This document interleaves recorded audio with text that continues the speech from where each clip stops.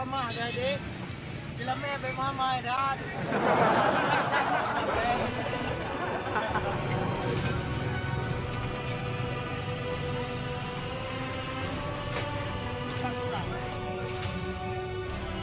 Apa bunyi?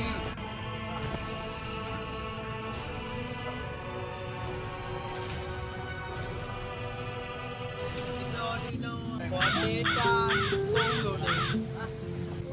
Ada kaya ni kau sebab wabdo mayam. Pak dah ni cok pen wabdo mayam ni contoh lagi yang sip. Dah home lah kanan nak yang pada berapa mana? Dah kaya bapa benda, benda rezeki tu.